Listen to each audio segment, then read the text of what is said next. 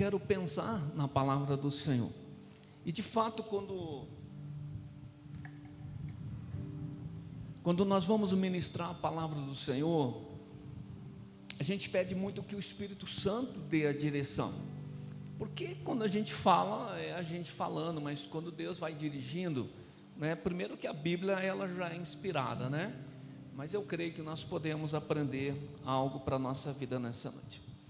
Quando nós lemos Marcos no capítulo 3, nós vamos ver que Jesus ele já tinha um grupo de discípulos, e era um grupo que a gente não sabe bem quanto, se era 50, 100, um pouco mais, um pouco menos.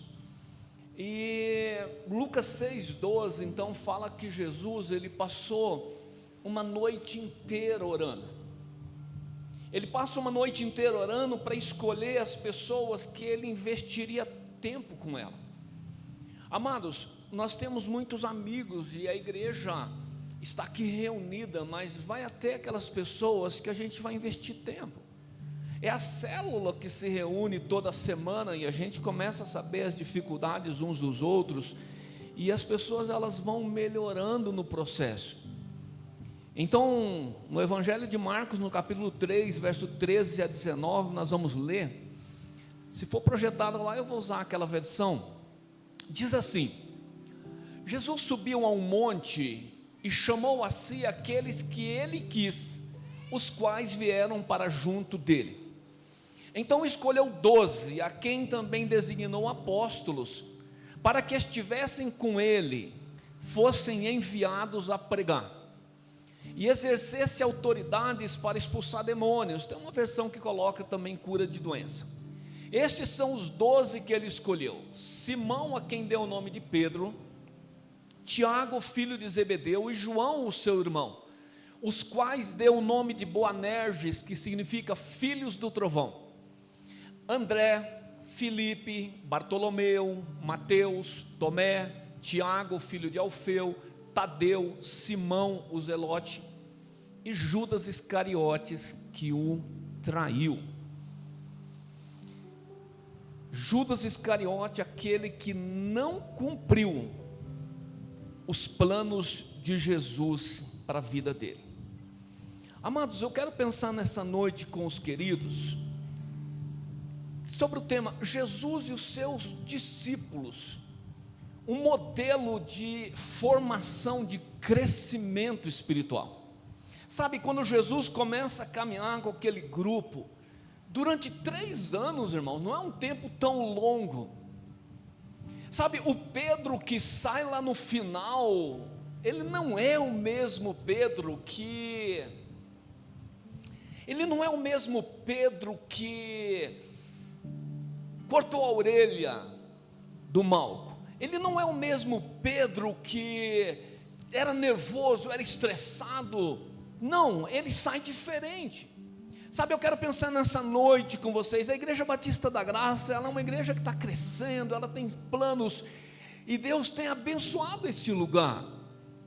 Deus tem abençoado essa obra, mas eu quero saber, se eu voltar daqui 3 anos, eu vou te encontrar um crente melhor, um crente mais empolgado com a obra de Deus ainda. Sabe, Jesus, ele não apenas pregava para a multidão, ele investia um tempo discipulando um grupo pequeno. Ele continuava falando com a multidão, mas ele talvez seja forçar a barra. É como se Jesus falou: nós vamos montar uma célula aqui e a gente vai caminhar junto, a gente vai discutir junto. Jesus já tinha um grupo de pessoas que acompanhava ele, mas o discipulado de Jesus, ele foi intencional e transformador. Ele sabia onde ele queria chegar, sabe? Ele escolheu 12 pessoas, ele deu o nome de apóstolos. Ele já estava dizendo com o nome que ele disse, que ele deu, assim: eu vou enviar vocês, eu vou caminhar com vocês, mas eu quero que aquilo que eu faço, vocês façam também. E ele formou líderes que mudaram o mundo, irmãos.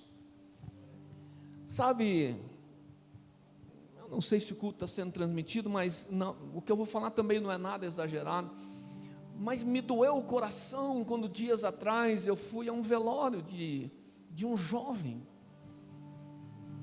E aquele jovem do nosso bairro, da nossa região, da nossa regional, aquele jovem, ele tinha um plano de voltar para Jesus, mas não deu tempo, o crime levou antes. Sabe, nós temos situações que a gente precisa trabalhar. Quando um grupo se une no propósito de glorificar a Deus, irmãos, grandes coisas acontecem.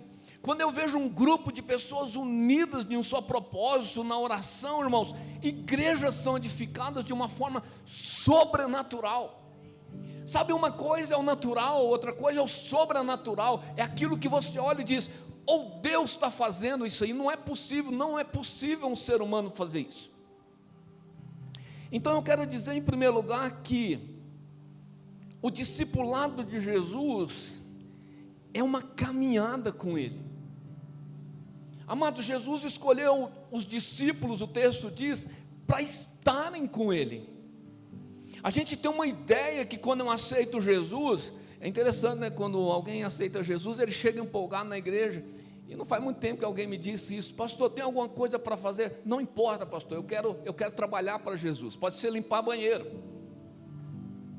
E que bom, né? A gente precisa de pessoas empolgadas para trabalhar com Jesus, mas antes de trabalhar com Jesus, Jesus quer que você caminhe com Ele, que você esteja com Ele. E Jesus fez uma escolha, o texto diz, uma escolha soberana. No verso 13 diz: e chamou os que Ele mesmo quis. Sabe, amados, aqui eu estou falando tanto na questão do discipulado como igreja, sabe? O pastor André, ele vai caminhar com um grupo que ele vai olhar e vai dizer: olha, nós vamos edificar a igreja juntos. E Jesus, quando Ele olhou para você, Ele disse: olha, eu vou chamar ele para trabalhar. Mas Jesus chama quem Ele quer, irmãos. E é interessante que algumas pessoas, elas recebem o chamado de Jesus, e elas dizem: Jesus, eu tenho quanto tempo para pensar?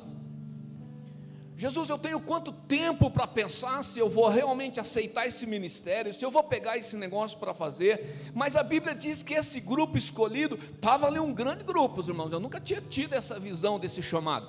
Era um grande grupo, e Jesus, então Ele começa a chamar, Ele diz: Pedro, vem aqui.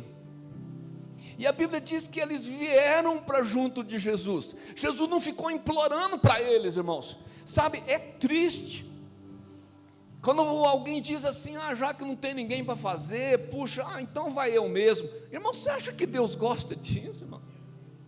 Jesus gosta de gente apaixonada, gente que diz: eu vou fazer esse negócio.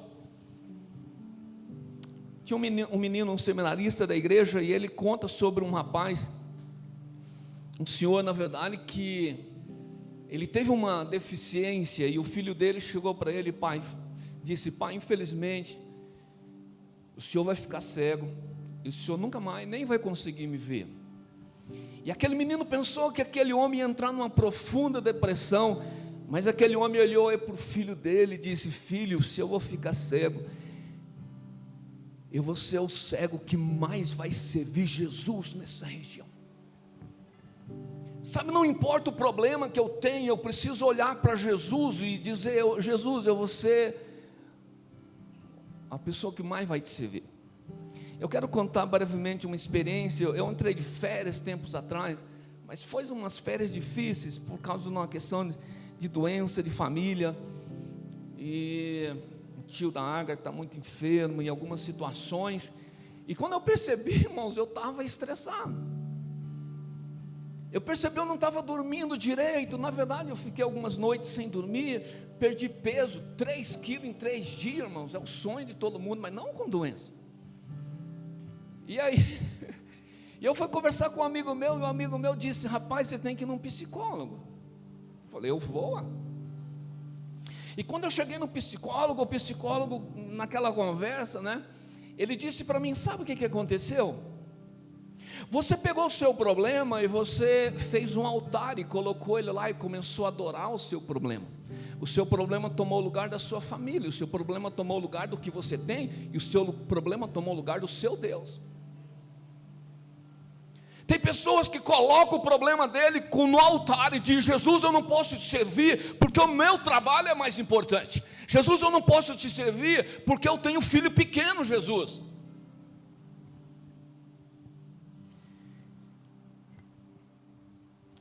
Marcos 3,14 diz que Jesus os chamou para que estivessem com eles, irmãos.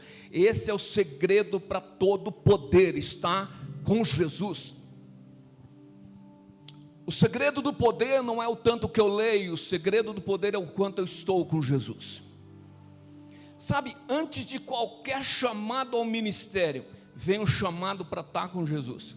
É interessante que depois que Jesus morre e ressuscita, e os discípulos então estão agora perante o sinédrio, e a palavra de Deus diz em Atos 4,13, que eles reconheceram que os discípulos haviam estado com Jesus. Que bom quando as pessoas olham e dizem, você é crente, né? Sabe, é gostoso isso. Então, antes de enviar os discípulos para o ministério, Jesus chama para um relacionamento próximo nosso. A formação espiritual, o crescimento, ele vem através da comunhão e do exemplo diário, irmãos. Comunhão e exemplo diário. O chamado de Jesus, ele inclui 3 coisas, irmãos. Companheirismo, ou seja, Jesus chama para estar com ele.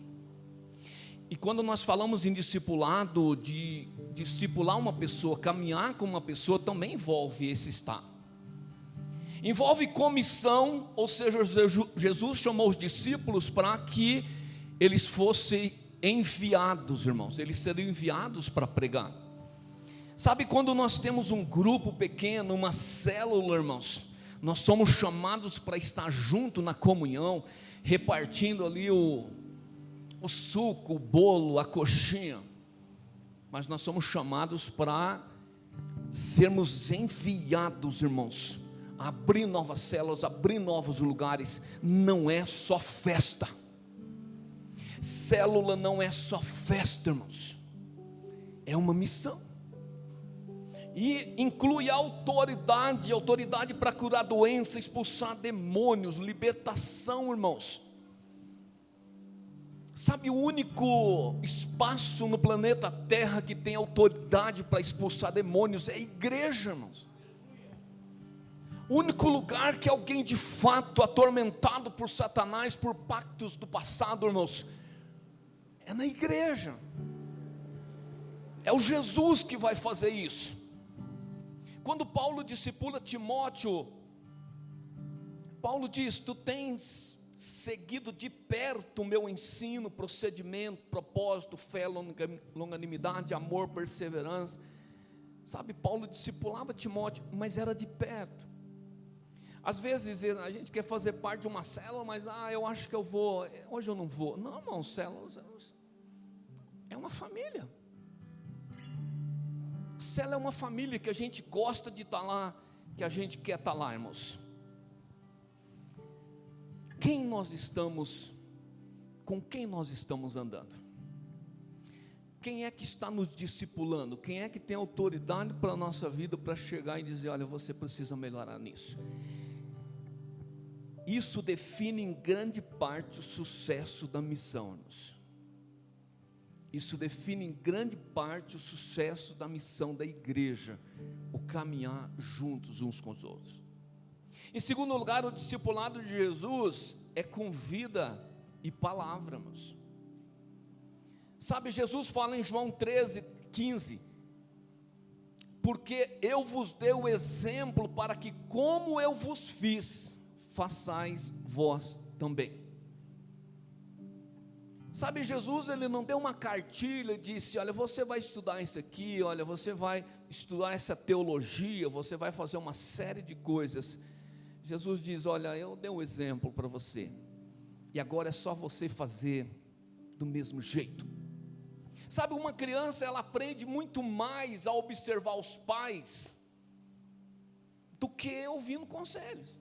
Aí você dá um tremendo sermão no seu filho, e ele fica olhando, mas quando ele vê você fazendo, irmãos, o teu exemplo fala muito mais alto. Os discípulos apóstolos, eles receberam autoridade, eles fariam o que Jesus fez. Eles fariam o que Jesus faria. Então eles foram investidos de autoridade, eles foram impulsionados pelo Espírito Santo, irmãos. Sabe, eu estava ouvindo o pastor Naor, lá de Goiânia. Eu estava ouvindo ele pregar. Eu estava de férias, e daí eu fiquei em casa. Eu vi um culto pela internet de manhã. E ele disse que ele faz uma oração todo dia. E eu guardei isso, escrevi, está lá no meu escritório, bem na frente, colado num quadrinho. Todo dia, irmãos, peça sabedoria a Deus. Deus, eu preciso de sabedoria para tomar decisões. Todo dia peça a Deus proteção, porque nós estamos de uma guerra, irmãos. Nós precisamos de proteção para a nossa casa, nós precisamos de proteção para a nossa vida, nós precisamos de proteção para a nossa família, nós precisamos das armas espirituais. E terceiro, peça favor de Deus, favor imerecido, para que o céu se abra, se rasgue sobre a sua célula, se rasgue sobre a sua casa. Favor imerecido. Quem busca em primeiro lugar o reino de Deus, recebeu uma missão impossível de ser executada sozinho, irmãos. Se nós não buscarmos a Deus em oração, irmãos, nós não conseguimos fazer nada. Jesus disse: sem mim vocês não podem fazer nada. A gente não pode converter o nosso parente, a gente não pode mudar a atitude de ninguém, só Jesus pode fazer isso. O ensino de Jesus, ele não era apenas teórico, mas ele era prático, era vivencial, irmãos. Sabe, o ensino de Jesus não era de qualquer maneira. Ele ensinava por parábolas, ele fazia o sermão do monte. Mas, irmãos, as pessoas, quando elas estavam ali, em que alguém traz uma mulher, uma prostituta para o meio, e as pessoas vão tacar pedras nela, e os discípulos de Jesus provavelmente estivessem vendo aquele quadro, e de repente Jesus olha e diz: olha, quem não tem pecado que atire a primeira pedra.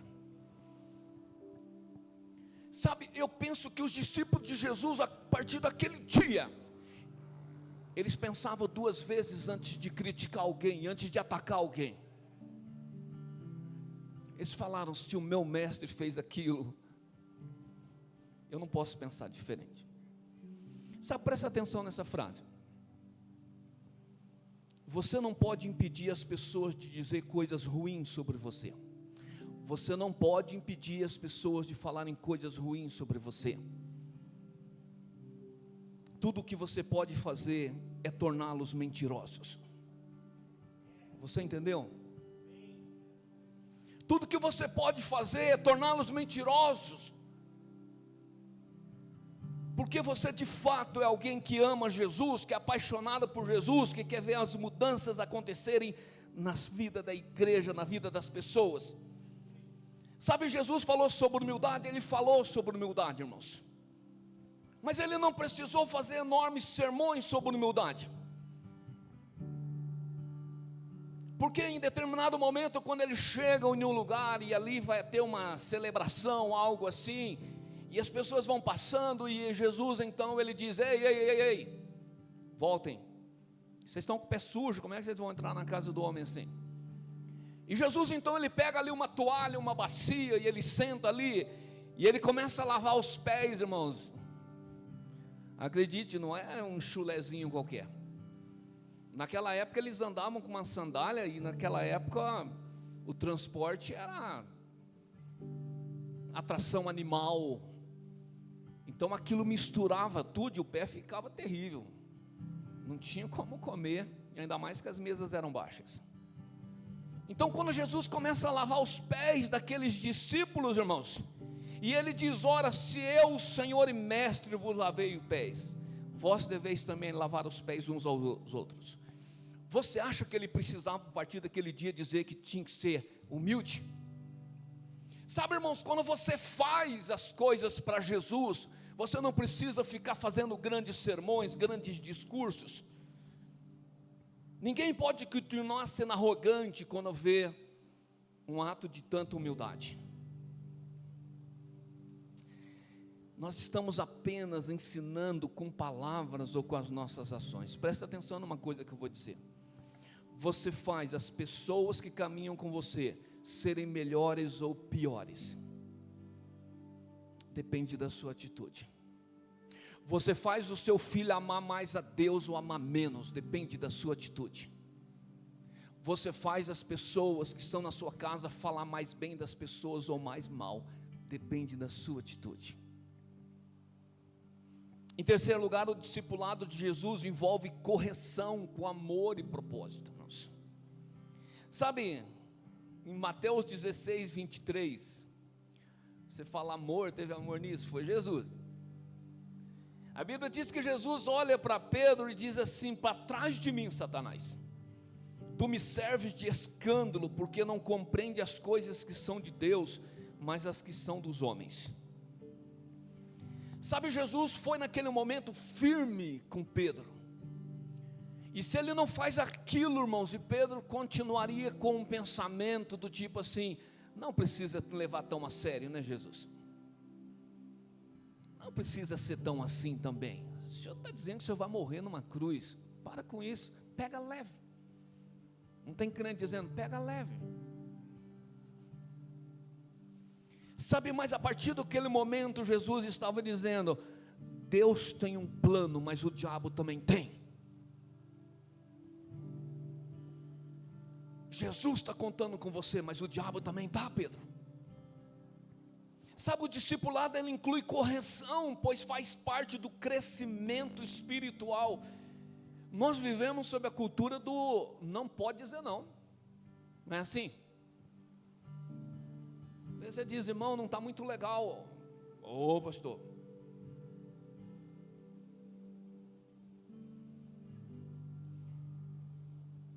você pode me visitar, pastor, na terça? Na terça eu não pode. Ô pastor, não ama mais a gente? Estamos na época se pegar no meu pé, eu troco de igreja. Sabe, o discipulado ele inclui correção, irmãos. Jesus corrigiu Pedro, ele corrigiu Tomé, ele corrigiu João, mas ele sempre fez isso com amor e propósito, irmãos. Sabe, Pedro foi corrigido por Paulo. Em um determinado momento o texto diz, está lá em Gálatas no capítulo 2, o verso 11: quando porém Cefas veio a Antioquia, resistir-lhe face a face, porque se tornou repreensível. Presta atenção, se um homem como Pedro se tornou repreensível, eu também posso ser.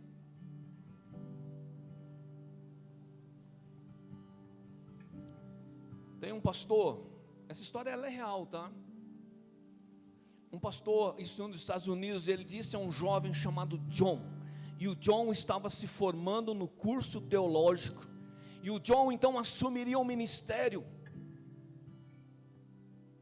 E John, o pastor, então aquele pastor disse para ele: John, você vai assumir o ministério, mas saiba de uma coisa, o diabo vai tentar te derrubar. E o diabo não tem pressa. Ele vai tentar te derrubar, mas se ele te derrubar com 5 anos, para ele está bom. Se ele derrubar com 10, está bom. Com 20, com 30, com 40 anos, mas ele vai tentar. E aquela palavra, ela entrou firme no coração daquele menino, John. E o John então pegou a sua Bíblia, e ele escreveu o nome dos 24 alunos que estavam se formando com ele em teologia. É verdade essa história. Irmãos, 35 anos depois, e o John então ele foi o que? Ele foi ticando. Quando alguém da turma desistia do ministério, ele ticava. Quando alguém caía por problemas de relacionamento no casamento, fora do casamento, ele ticava. Quando alguém tinha um problema com questão financeira, ele ticava. Irmãos, depois de 35 anos, ele olhou a lista, só tinha 3 que permaneceram firmes. Eu sei que talvez a realidade brasileira seja melhor, irmãos, mas eu sou formado na faculdade teológica há 25 anos. E quando eu pego aquela lista, irmãos, que estão pastoreando a igreja, claro que alguns já jubilaram, mas acredite, não tem 30%.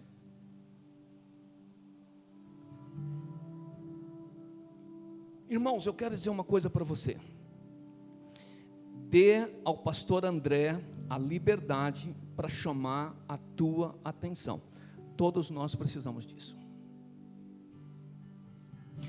Dê a liberdade para o teu líder de célula chegar para você e dizer assim: essa roupa não é adequada. Dê a liberdade da pessoa que tem uma autoridade espiritual sobre a sua vida chegar e dizer: olha, eu acho que a gente precisa conversar. Saiba que isso é um gesto de amor de Jesus por você. E para você que é líder, às vezes não é fácil, mas nós precisamos ter a coragem de corrigir em amor aqueles que nós estamos formando.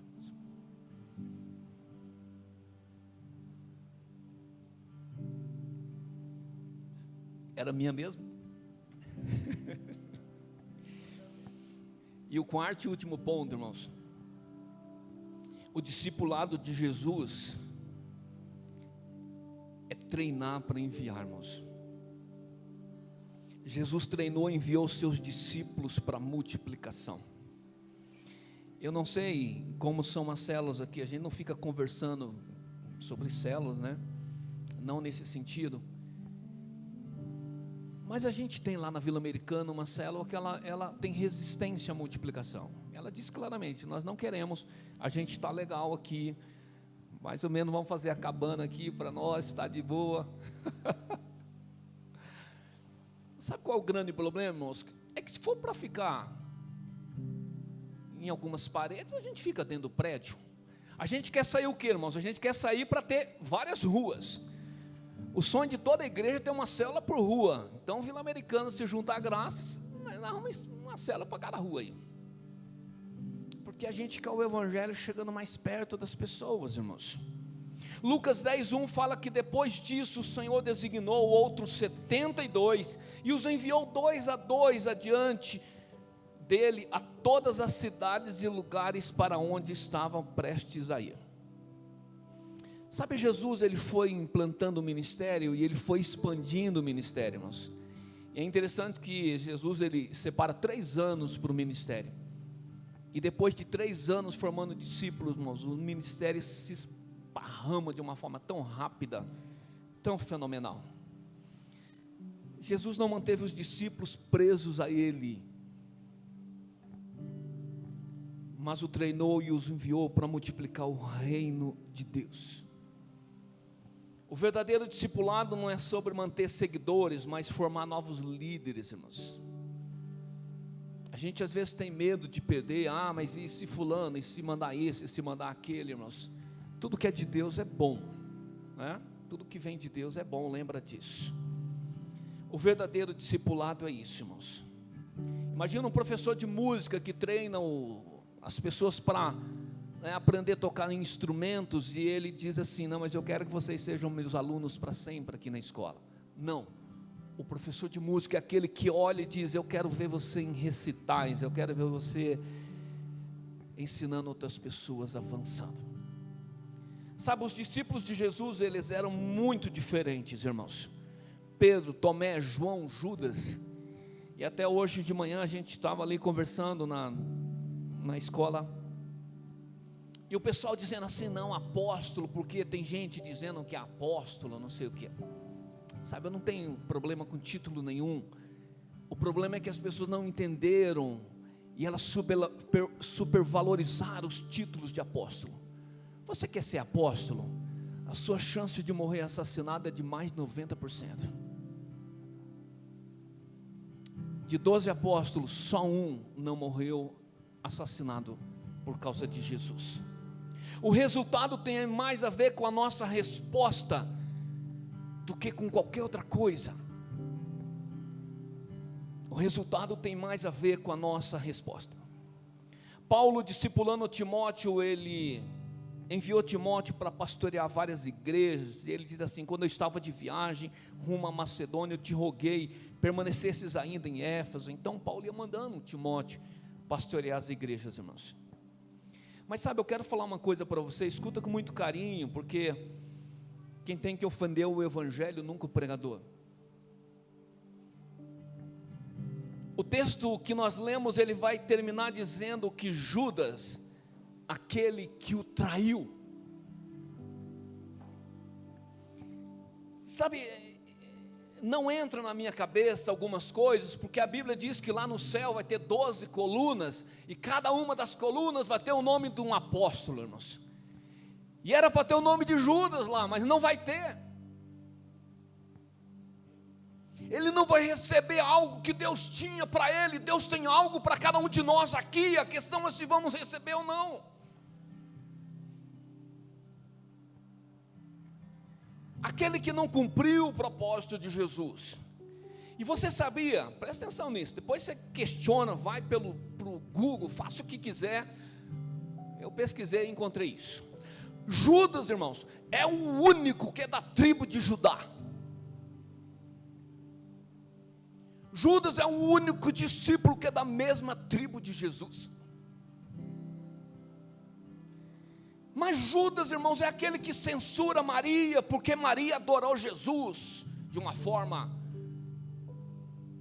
espontânea. Judas é aquele que olha e diz: esse perfume valeria 300 denários, mas ele vende Jesus por 30.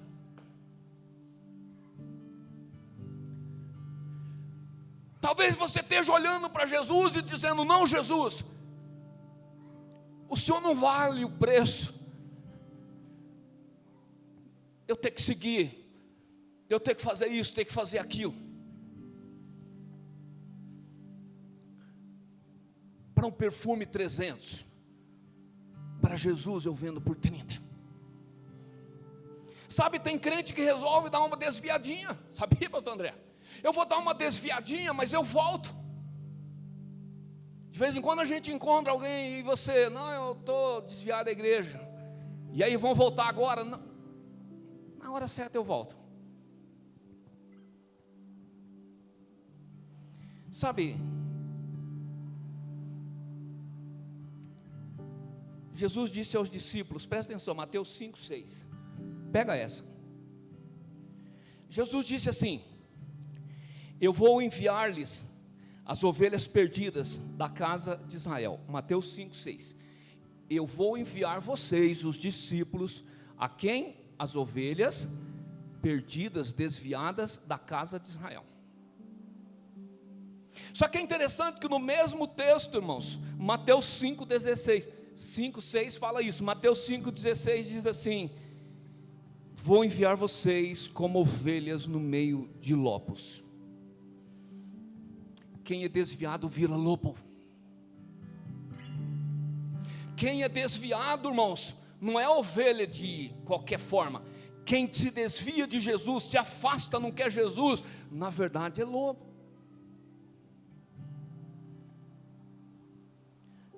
Ah, mas ninguém veio atrás de mim. Jesus desceu do céu, é suficiente. Jesus desceu do céu para vir, irmãos. Sabe, eu quero dizer uma coisa importante. Um membro fora do corpo, ele apodrece, ele não sobrevive. Alguém que está fora do corpo de Cristo, que não está vivendo a vida da igreja, que não está servindo, que não está em comunhão, ele apodrece. Em um corpo sem um membro, ele sobrevive. Não é uma pessoa que vai sair da igreja que vai atrapalhar a obra de Deus, de forma nenhuma. Sabe, a Igreja Batista da Graça está preparando discípulos para que também formem outros discípulos. O modelo de Jesus para formar discípulos, ele vai envolver o que? Proximidade, irmãos. Sabe, não se mantenha afastado da igreja, entra de cabeça na célula e diz: olha, meu líder, você não está sozinho, nós vamos multiplicar isso juntos. Envolve ensino, envolve correção, envolve envio. O discipulado não é um programa, mas é um estilo de vida. Um estilo de vida. E Deus nos chama a seguir esse modelo de Jesus.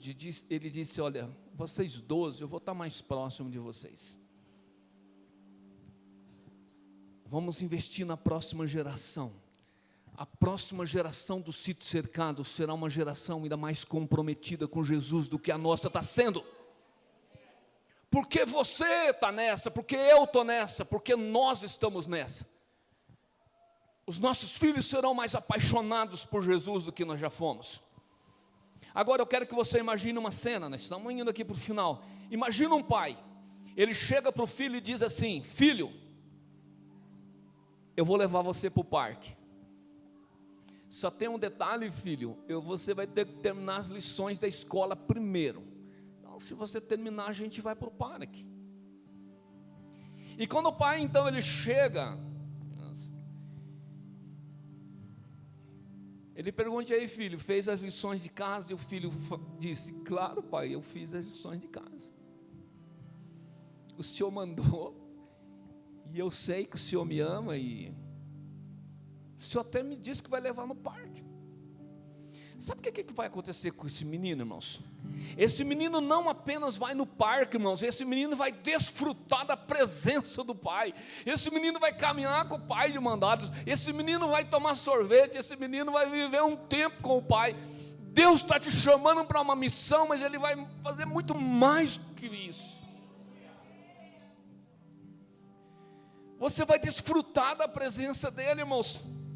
Sabe, a questão não é o quanto a gente conhece Jesus, a questão é quanto Jesus nos conhece.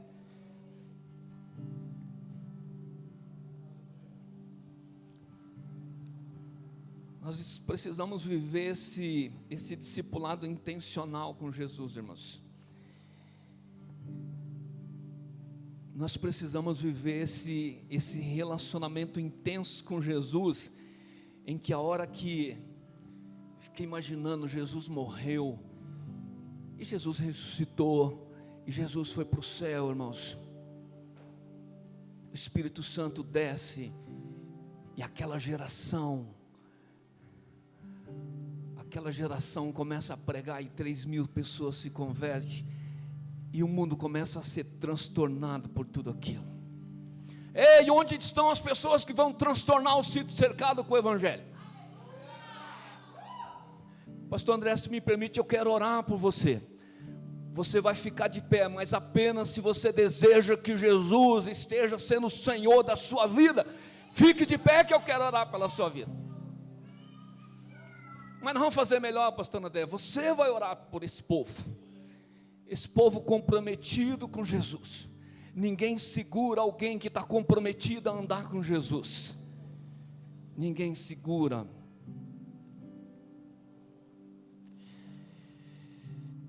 Ninguém segura. Pode chegar, meu pastor.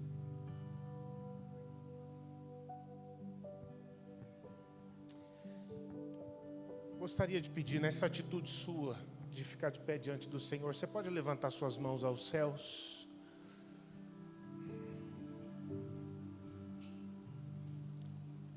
Pai, cada homem, cada mulher que está de pé aqui na tua presença, cada uma destas mãos levantadas, Pai, não para mim, não para o pastor Nivaldo, para Ti, Senhor. Pai, essas pessoas estão expressando de todo o seu coração uma aliança que tem contigo, de serem verdadeiros discípulos de Jesus.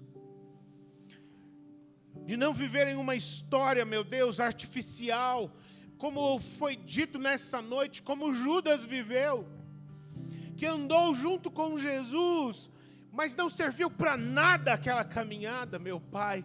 Meu Deus, estes homens, essas mulheres que estão de pé, esses jovens, essas jovens que estão de pé, não, essa não vai ser a história de nenhum deles, em nome de Jesus. Senhor, pelo Teu Espírito, faz uma aliança nova, algo novo, algo para hoje, algo para esse tempo, algo para esse ano, Senhor, no coração de cada um deles e delas. Pai, em nome de Jesus, reveste, meu Deus, a cada um deles de ousadia, meu Pai, de olhos, meu Deus, que possam ver além, ó Pai, do que a aparência, do que a impressão, mas que olhos que possam ver, meu Deus, o que o Senhor vê, o que, ó Deus, está acontecendo espiritualmente em torno das suas vidas, o que está acontecendo espiritualmente em cada coração das pessoas ao redor deles, meu Pai.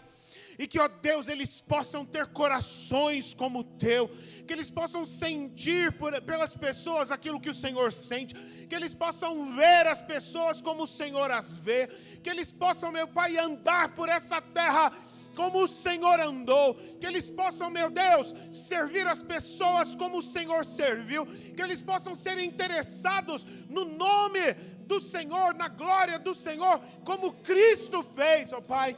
Que essa seja a prioridade, que essa seja a paixão, que essa seja a grande busca, o grande anseio das vidas de cada um deles, meu Pai.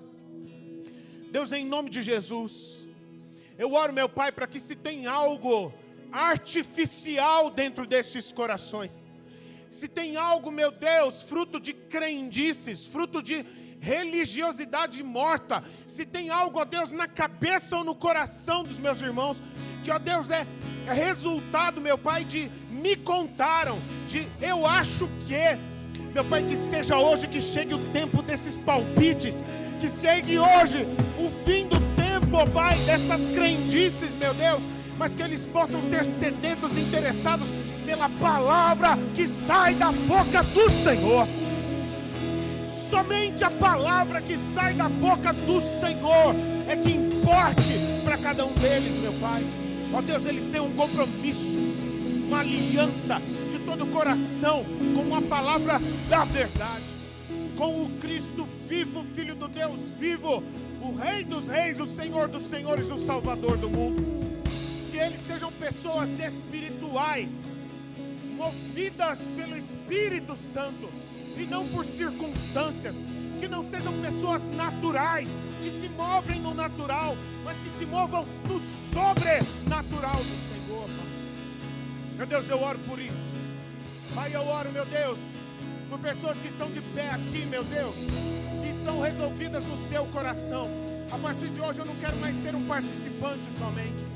Pessoas que estão de pé aqui, que estão resolvidas no seu coração. A partir de hoje eu não quero mais apenas frequentar lugares.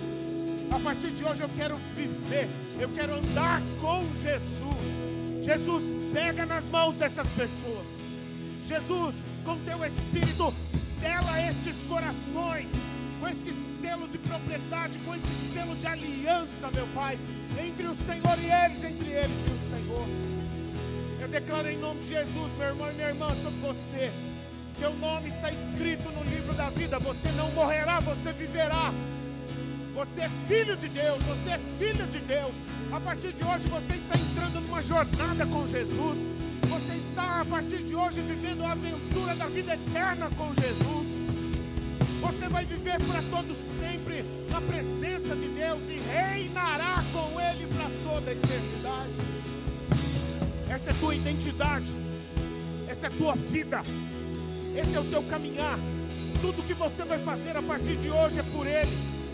Você vai comer por Ele, você vai trabalhar em nome dEle, você vai conversar com as pessoas em nome dEle, você vai andar pelos lugares fluindo no Espírito dEle. Você não é mais uma pessoa natural, você é uma pessoa espiritual. Eu oro no nome santo de Jesus.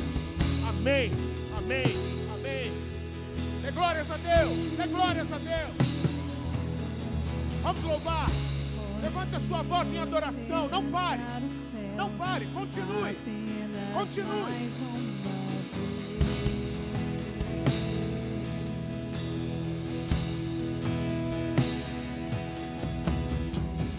Oh, se você descer e fizer seus grandes feitos de novo, assim como fez no passado, como nos mas hoje de novo. passados, mostra teu braço forte, ó grande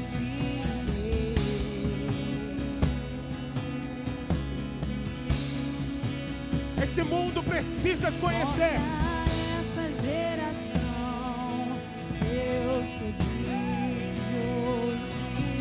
Não apenas palavra, mas poder. Palavra e poder. Palavra e vida. Vem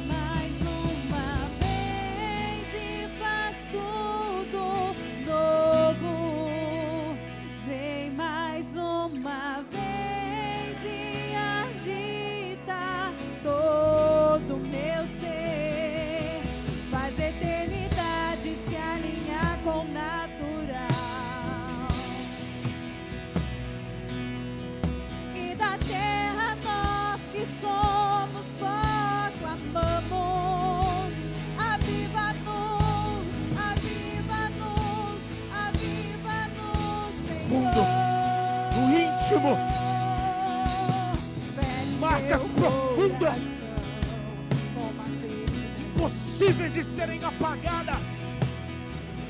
Meu coração, Que pessoas não podem fazer. Apenas Deus pode colocar essas marcas.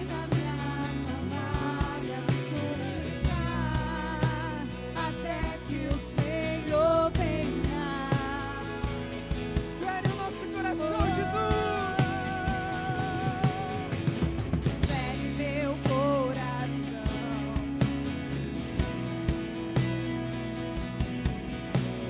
fere meu coração.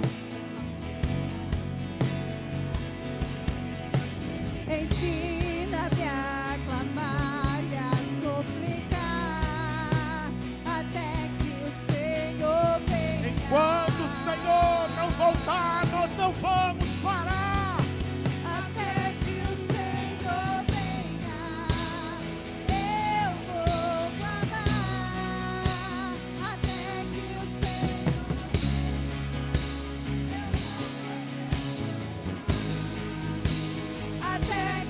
Senhor venha, eu vou gastar a minha vida diante do teu altar, Deus, diante do teu altar, até que o Senhor venha.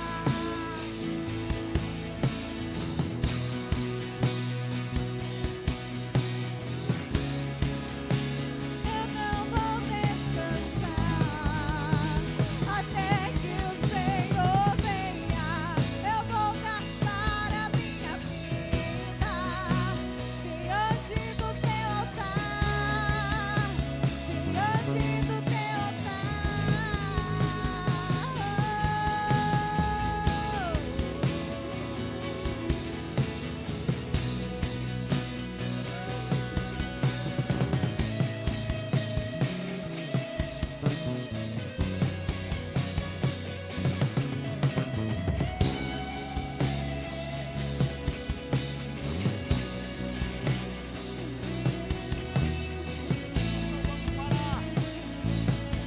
Nós vamos clamar. Vai. Fere meu coração com uma ferida de fome por ti. Fere meu coração com uma ferida de sede por ti, Deus. Ensina-me a clamar e a suplicar até que o Senhor venha.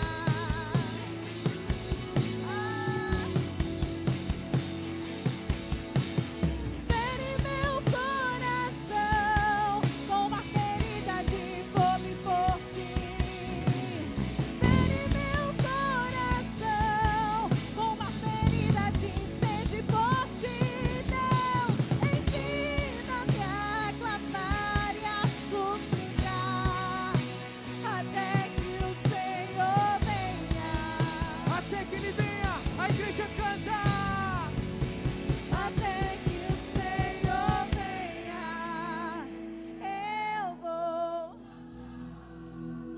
Até que o Senhor venha, eu não vou descansar.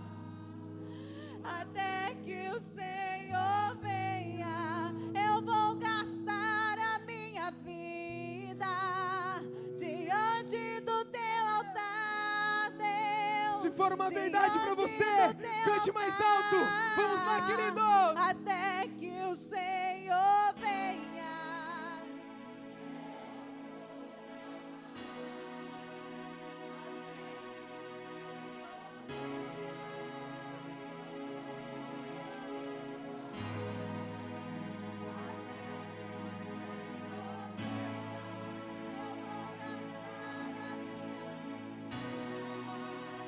Diante do teu altar, Deus, diante do teu altar.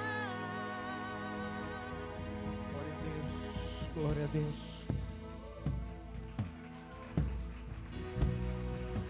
Diante disso, diante de tudo que nós ouvimos, essa palavra que nós recebemos nessa noite, é muito importante que todos nós, uma consciência, um entendimento que todos nós precisamos ter. Queridos, ninguém caminha sozinho a jornada do Evangelho. Se existe alguma resistência no seu coração para aceitar pessoas que Deus possa colocar no teu caminho, na tua vida, para amar você, para encorajar você, para cuidar de você, para instruir você, que seja, meu irmão, minha irmã, nessa noite, que essa limitação, que essa barreira seja quebrada, e você possa receber as pessoas que Deus tem colocado em volta de você como bênção. E às vezes algumas dessas pessoas vão ser verdadeiros anjos de Deus na sua vida para te abençoar. Veja isso como bênção, como algo precioso. É Deus cuidando de você. Isso é ser igreja. Isso é ser igreja. Eu gostaria de fazer um pedido, que você pegasse na mão da pessoa que está aí do seu lado, por favor.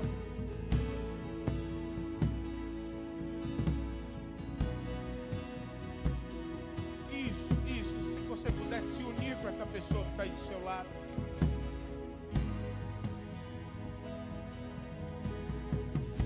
Só para dizer uma coisa a mais. É assim que nós vamos nos preparar para nos encontrarmos com Jesus na glória eterna. Não é de braços cruzados, não é de mão no bolso. É unidos em nome de Jesus que nós vamos. É a igreja de Jesus que vai se encontrar com Ele. É o corpo de Cristo que vai se encontrar com Ele. Nós vamos juntos. Nós vamos juntos e vamos levar a nossa família junto em nome de Jesus. Nós vamos levar aqueles nossos colegas de trabalho junto em nome de Jesus. Se o Senhor permitir, nenhuma das pessoas que fazem parte da nossa vida, do nosso dia a dia, vai ficar para trás. Todos nós estaremos juntos naquele momento para nos encontrarmos com Ele.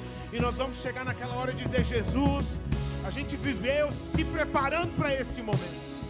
A gente viveu embolando junto, trazendo junto o máximo de pessoas para fazer parte desse encontro maravilhoso contigo. A gente está preparado. Maranata, vem Jesus. Isso é ser igreja. Isso é ser uma comunidade de discípulos.